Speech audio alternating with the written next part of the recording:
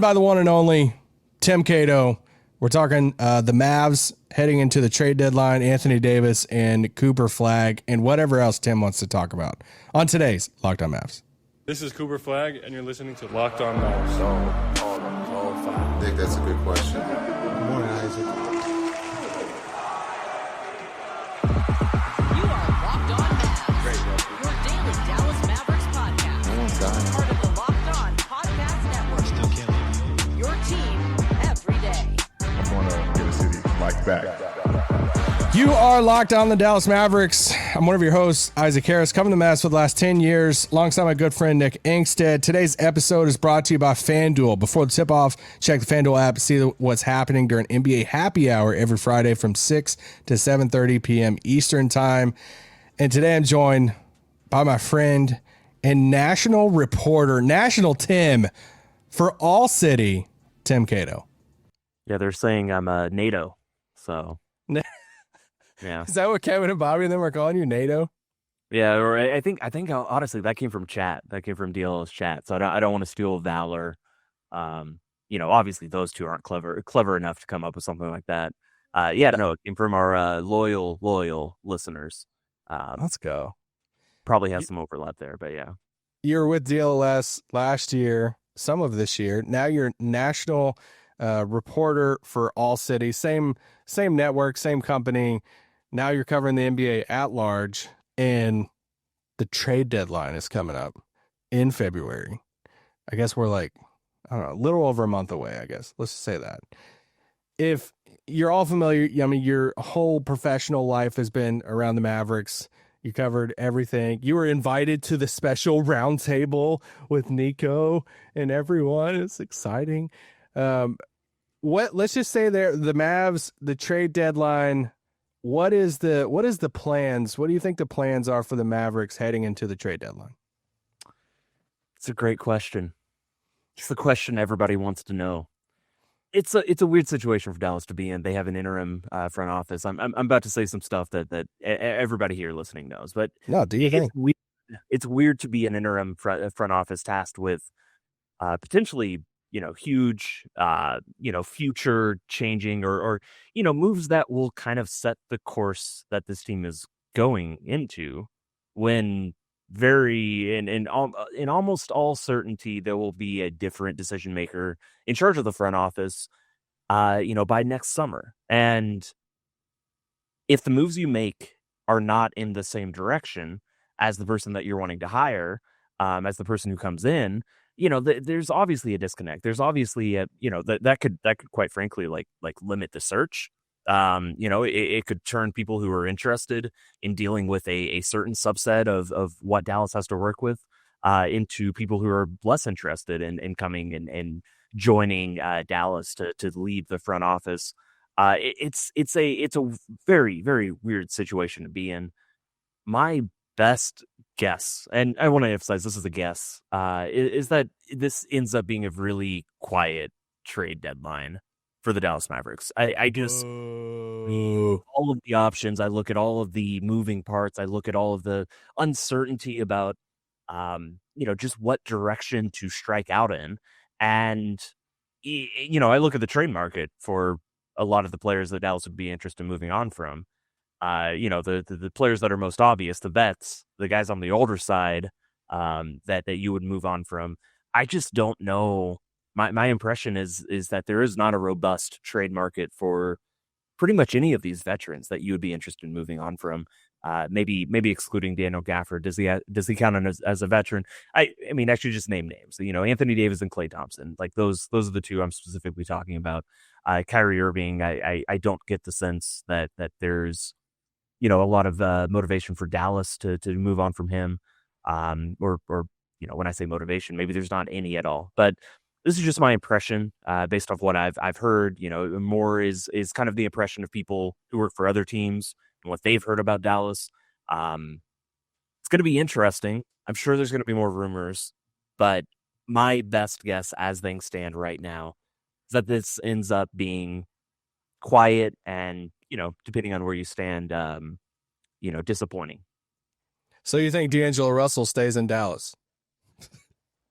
I mean, Does he have any market right now? Okay, we'll go back to Anthony Davis. When you talk to people around the league, is it more about, since Dallas doesn't have a firm I don't want to say foundation with the front office about Anthony Davis, or the lack of if he doesn't move, or is it more about the lack of market or the lack of desire for Anthony Davis around the league? Yeah, I don't mean to certainly belittle the Mavs front office when I say that they're interim. They're interim. You know, that is a fact. Yeah. That is in their job title. And they're in a tricky situation, but I don't have any reason to believe that they aren't empowered to make moves that they think are best. When it comes to Anthony Davis, my good friend Kevin Gray on the DLS show was, you know, he's made an analogy a couple times that I've heard on the show that, you know, Anthony Davis is like a used car, you know, that depreciates the moment you drive it off the lot. And based off his age and injury history, that's kind of where he is right now. I think he's a little bit closer to a car whose check engine light just will not go off. I had this happen to me. I had a Volkswagen. It was the most fun car I've ever driven. And I had for a couple of years, you know, like 2017, 2018. And within a week of buying it used off the lot, the check engine light came on, and I sunk probably, you know, in multiple installments, $2,000 trying to get the check engine light to turn off. And especially in Texas, because at that time you can't pass the inspection with that light on, and right, exactly that. And so I was, and every time, you know, it would be off when I would pick it up from the auto shop, and within 24 hours. It came right back on. And I think that's kind of the situation with Anthony Davis, where there's no, he's not going to come back and play 10 straight games and all of a sudden all of these very I just need 6. I just need 6 straight games. That's all I want. 6 straight games? Like, I don't think that does, my impression is that does nothing to change his value. His value right now is that he is an injury-prone player that teams who are not contenders, teams that are on the, you know, far on the outside. I don't think there's any contender interested in somebody with that track record, that amount of money left on the contract. You know, you're talking about him like he's like Joel Embiid, though. I'm a little bit worried that he is in like closer to Joel Embiid. Oh my gosh. I don't think that he has, I don't think that he is 1-to-1 with Joel Embiid. That is, I don't think that's true.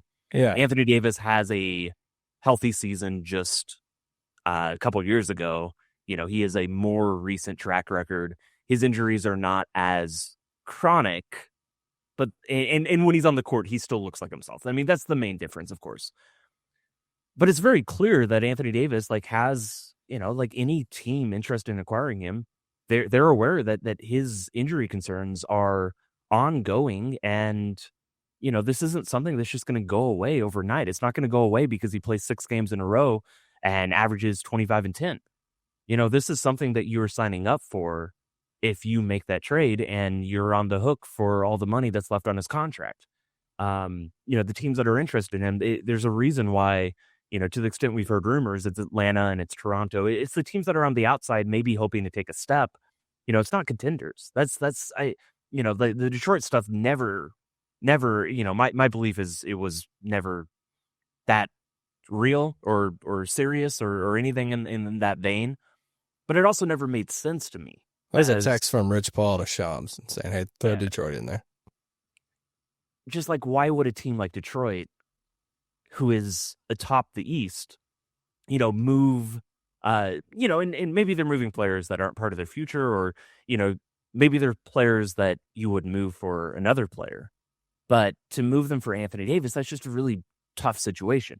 And all this said, like Anthony Davis, when he plays, like him and Cooper have something going on, like a little 2-man game that stands out.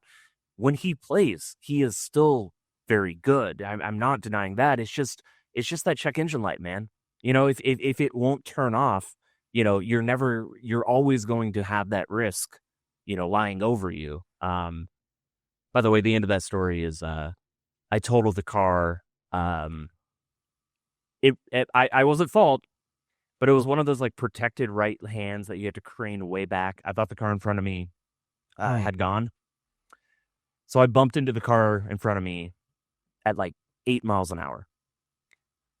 That totaled the car. And if you want to make any extended analogies to Anthony Davis, I'll let you guys do that. Well, maybe if you just played your car at the 4 and you didn't play it at the 5, maybe that totaling wouldn't have happened. Let's take a quick break, and I have another Anthony Davis question for you. This podcast is brought to you by our good friends over at FanDuel. Fridays already feel different during the basketball season, and FanDuel is making them even better. Every Friday night before the games tip off, FanDuel gives new fans a new way to kick off the weekend with NBA Happy Hour. Guys, when I'm looking over at FanDuel right now, we have a Mavs game coming up tonight. If you listen to this on Monday, Portland is minus 1.5 favorites in this, so if you're feeling good about the Mavs, but here's the one I'm looking at the most right now. If your team go for it and you are all in on the Mavericks still making the playoffs, on FanDuel, it's a minus 3,500 that they will not make the playoffs and a plus 920 that they will make the playoffs. So put your money where your mouth is. Fridays from 6 to 7:30 Eastern.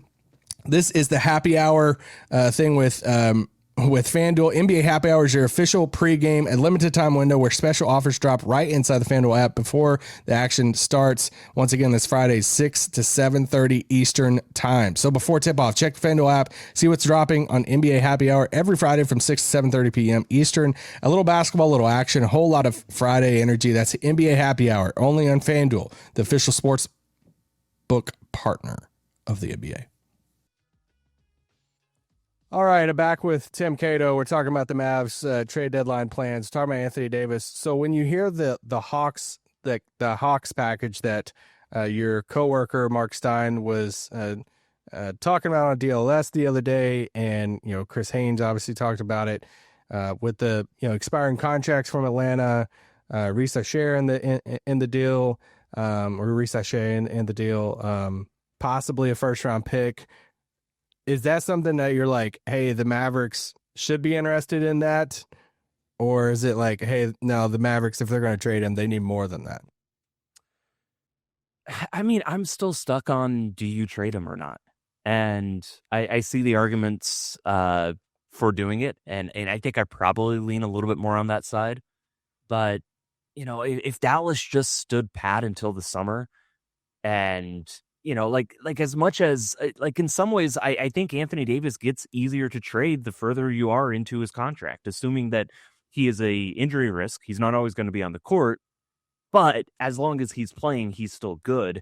That is an easier gamble for some teams to make as you get further into the contract. I'm not saying that, his trade market is going to be substantively different over the summer than it would be right now, next month.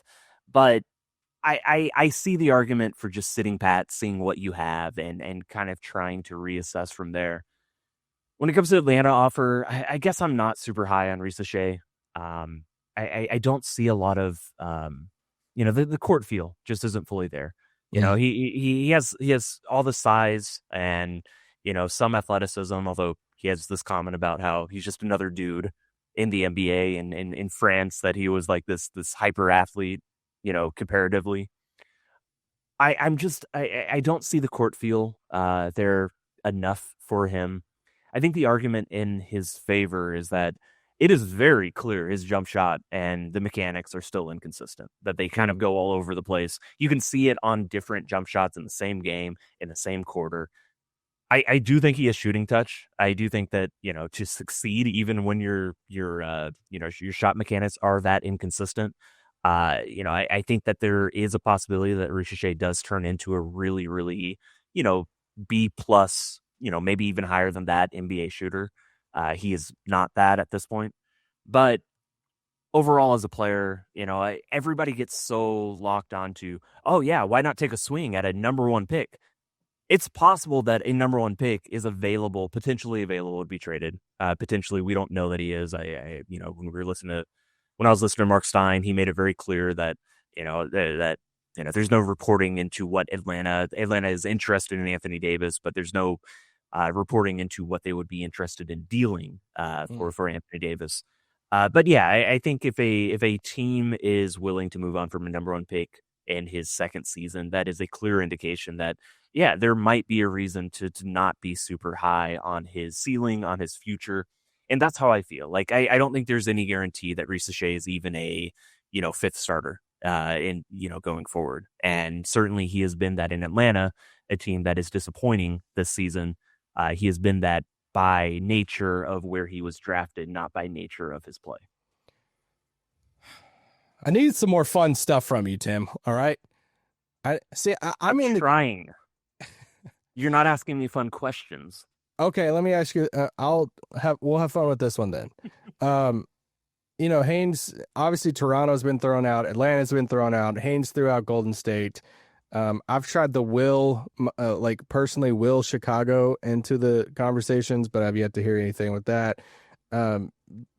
Let's just have fun with Detroit. When it comes to names thrown out in these types of deals, like I don't want to say centerpiece, but the younger names in the deals, RJ Barrett, Jonathan Kuminga, Coby White, Jaden Ivey. Let's throw Risacher in there. Out of those five guys, moving forward, don't consider contract, anything else in there. Those five guys, who would you rank at the top of like, hey, if the Mavericks could get that guy out of those five guys, I think that would be a good swing. RJ Barrett is far and away to me the most. Oh, you're a big RJ guy. Okay. Yeah, I think he's I think he has grown as an offensive player. I think he's versatile. I think he's somebody that also can fit a lot of different roles.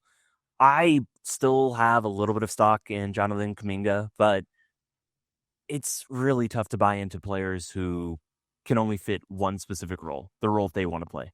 Yeah. And Jaden Ivey is kind of the mystery box candidate. He's been in and out of the lineup. He's been injured off and on for so long that, I've seen a good player and I've and then I don't see him for a few months and just like, man, I wish this guy was actually playing. I wish that, some of the development that you would like to see for him and that would be linear to expect from him. He just is on the court to really show. I think Coby White is a solid, good player. I don't think that there's really any ceiling there. I think he is pretty much who he is. And I think on a good team, it's probably something even a little bit more diminished than that.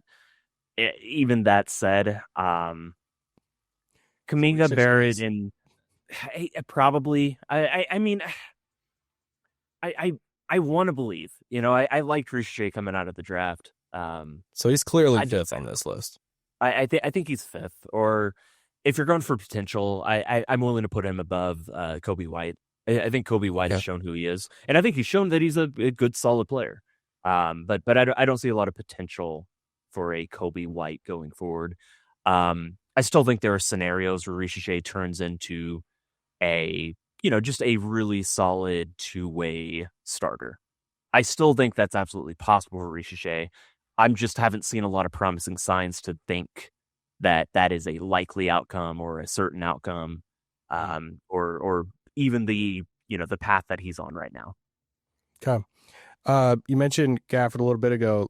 Klay Thompson, Daniel Gafford, are they on this team past the deadline? I'm going to stick with the idea that I think this is going to be a pretty quiet trade deadline for the Mavericks. You think they hold on to all these people? Daniel Gafford has the most robust market. That's my impression. More so than Klay. And I could see Gafford being someone that they move.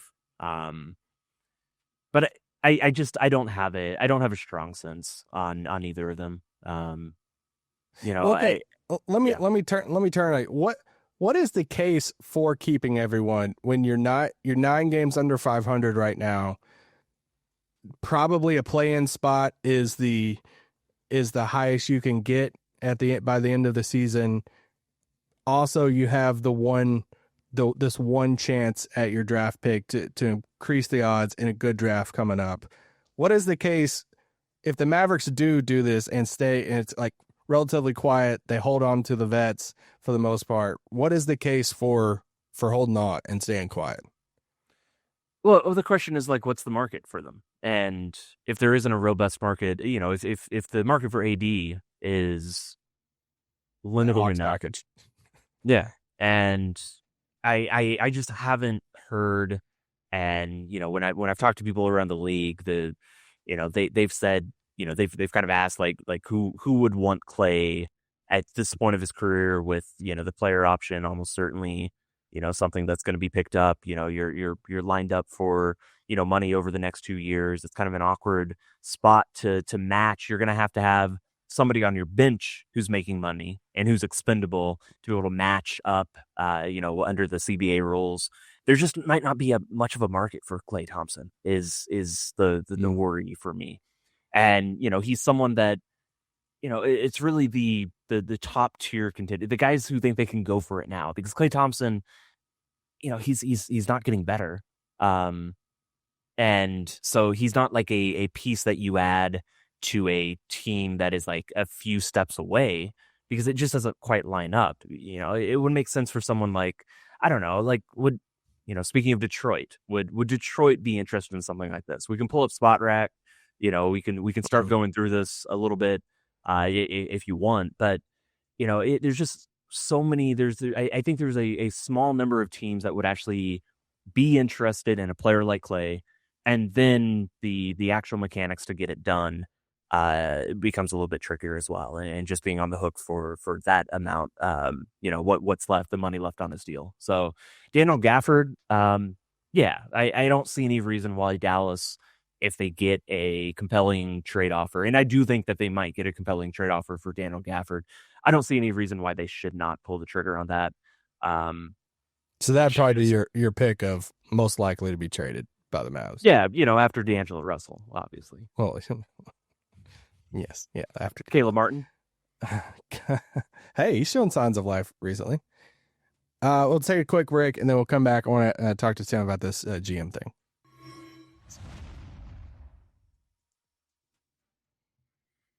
Shut it down! Let's go! All right, I'm here with Tim Cato, national reporter for All City, talking about the Mavs, and he's dumping water on all the trade machine, trade spo, all the fun speculation. He's just dumping water on it right now. But if your team go for it, Tim's your guy. All right, if your team go for that 10th seed in the play-in and give up more chances at a top pick and pay injured players, and anyway, keep going. The GM situation, what is their plan right now? Is it just to, when it gets to the offseason, we'll figure this out? You think they'll go the experienced route, bring in somebody from the outside? Is it one of these two interim guys, or is it Jason Kidd? The Jason Kidd rumors are certainly out there. I have heard them too. I don't know what to make of them. This is probably going to get aggregated, because even though I reported it and wrote it like a month ago, around when the Nico firing was happening, I know that I know that they were talking to Bob Myers. I know that Patrick Dumont was talking to him, that was somebody who was offering assistant advice. I don't think that's like really in play, but I just bring it up to point out that Patrick Dumont is somebody who is willing to go make those conversations. Is willing to look all across the NBA, and it's no surprise that somebody who is still learning the NBA is going to gravitate towards somebody who is more high profile. Yeah, I think that's kind of where it is. I don't have a good sense. I don't think that just because Mark Cuban wants Dennis Lindsey that it's going to be Dennis Lindsey. I'm not ruling it out as an impossibility, but I don't think it's going to be Mark Cuban's call. I don't think it's going to be anybody but Patrick Dumont's call. Mm-hmm. And I just don't have a good sense of whether Patrick Dumont is going to go, looking for a name, and Bob Myers or, Masai Ujiri or, like is he more focused on something like that just because that's who he knows? Is it going to be something like Jason Kidd really wants this and, wants to make that switch over? I'd heard those rumors a long time back, far before I'd been hearing them even before the Nico trade, before the Luka trade. But I really don't have any, I'm acknowledging it since they're out there. I don't really have any sense of what to make of them. But there's a chance that they could still go like big fish hunting for the GM spot. As far as I know, yes. Yeah. If that's not the case behind the scenes, in Patrick Dumont's mind, I guess it also wouldn't surprise me. But as far as I know, and as far as the people I talk to know, and, even people who work for the team, I've had people ask me about it. And, so clearly there's nothing within, the organizational walls that is known or, dictated that's going to be happening in terms of the open GM job. Whether Patrick Dumont knows what he's going to do or what direction he's going to go. Obviously, the way he thinks and what he plans to do, it's a little bit more tight-lipped than, say, a Mark Cuban. Yeah, maybe he'll hire Shaq to be the next GM. Cooper Flagg has been really, really good. Chandler Parsons. Cooper Flagg's been really, really good this season. What does this mean for like the Mavericks and like roster building? Not technically just about him, but like him being this good, this fast. What does it mean for Dallas over the next like 12 months?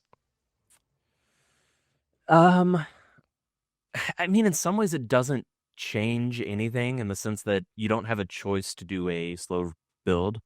You don't have a choice to say, can we get a couple more lottery picks to go with him?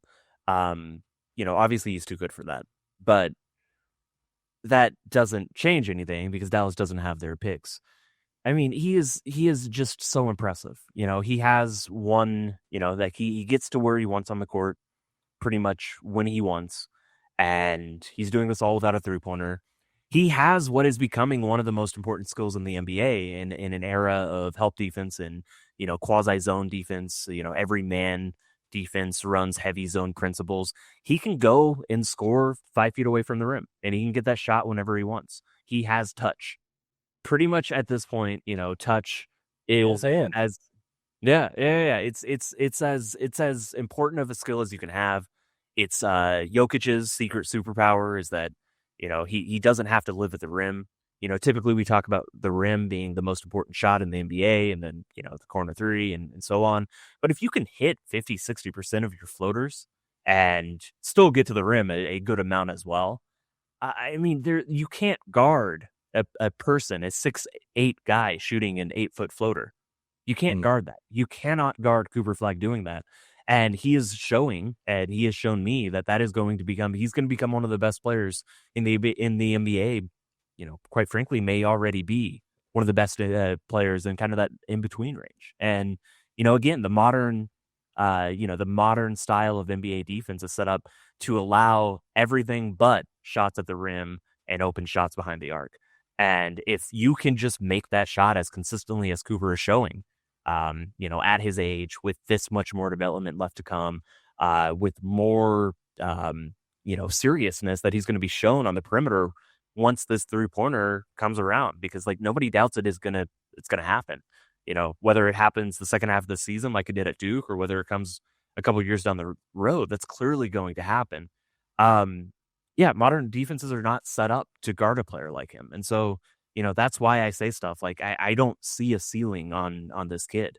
I mean, I guess you can put it like a step below Michael Jordan or LeBron James, but at the same time, like he's a 6'8" guy who's a hyper athlete in the exact same ways. No, I stand by what I said. Like I am not putting a ceiling on what Cooper Flagg can be. Ceiling is the roof for Cooper Flagg. It is the roof. We love roofs around here. Cooper, just his decision making, and I think that you're talking about hitting the outside shot and that coming around, and that Denver game the other night where he was really feeling confident with the outside shot. It's like that just gave us all like a small glimpse of, oh crap, Like this is what Cooper could look like every night when this shot comes around more consistently, and that's pretty dang scary. Fill in the blank here. To answer this question, in 2000, and you can take it in any direction you want. In 2026, the Mavs will blank. You sent me this question in advance, and I was like, I'm just going to come up with it on the fly. I'm going to say the first thing that comes to head, comes to mind, comes to head. And now I'm torn where to take it. So many directions. I think in 2026 the Mavs will have a more firm direction. Through probably a bunch of different things. Are you talking like front office, roster? Yeah. Top to bottom. You know, I think that's the thing that most stands out is like this is just you know, it's like a machine, it's like a plane where you've replaced a bunch of the parts, and some of them are still, you know, from, you know, 1970s, and you know, you've got some newer stuff. Like it's very slapdash, and you know, both the direction that was stated under Luka, and then you reset the direction under AD, under Nico's vision, and then you reset the timeline yet again with Cooper. But you still wanted to kind of stick to that last timeline, and now Cooper is the guy who is clearly leading the direction. But you haven't quite, you know, worked the roster and the future plans around it. You don't quite have the front office sorted out. You don't quite know what Patrick Dumont like feels about all of this, and you know, I think what Patrick Dumont, you know, like the choices that the Mavericks make will kind of reflect in what Patrick Dumont feels about this team. Yeah, I think this team is just like it's in a very weird place of multiple layers of team building and you know, future setting that they've done, and this next coming year, 2026 with the Dallas Mavericks, I think it's all about like getting that all aligned, getting that all on the same page, and seeing where it takes you. In the spirit of that, if the Mavericks as a franchise had to pick a word, because it's really trendy to pick a word for the year, the Mavs word for 2026 is what? Well, I want to say direction again. Yeah, that's good. I know. I picked like calibrate or recalibrate. Kind of the same reason. Yeah, I like that. I'm trying to see if anything else comes to mind. Title? Not that. Title. What? No, yeah, it is going to be title. What title does Jason Kidd have at the end of next year? Okay, I want to end it on this one. It's just a random one off the top of my head. Your favorite moment of the secret roundtable with that Nico invited everyone to, everyone that he invited a select amount of people to, that you couldn't record it or anything, but then you could, but you had to be able to write stories about it. And what was your favorite moment from that little set down roundtable? This is so easy. So it happened in a room at the American Airlines Center that I had never been to in my entire life. It happened on like a wing of the C-suite that I'd never. I guess I've walked around the suite level here and there.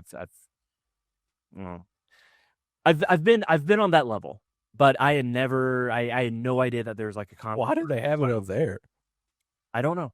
I don't know what that room is used for. It's clearly a conference room. The funniest moment about that press conference, I can't remember if anybody's ever said this before. Don't call it a press conference. This was not a press conference. Yeah. Media event. The by far the funniest thing. Along the wall, they had a whole spread of pastries and coffee and, you know, just like kind of like breakfast stuff, you know, like you would set up for a business conference. Okay. It was not a business conference. I did not see a single person in that room even touch that stuff. Nobody touched it. They set it all up, had all the coffee ready to go. I thought for a second about at least like pouring a cup of coffee, but yeah, they set that all up, and it ended the day untouched. Into the media event. So yeah, that's awesome. Well, maybe him and McMahon could have gotten some strawberries together afterwards or something. All right, Sam, really appreciate you. Love all the work that you continue to do. You've obviously covered the Mavs for forever, and but now you're covering the league and bringing all your cool stories and stuff to the league. So appreciate you. Thanks for all the Mavs stuff, and talk to you soon. Absolutely.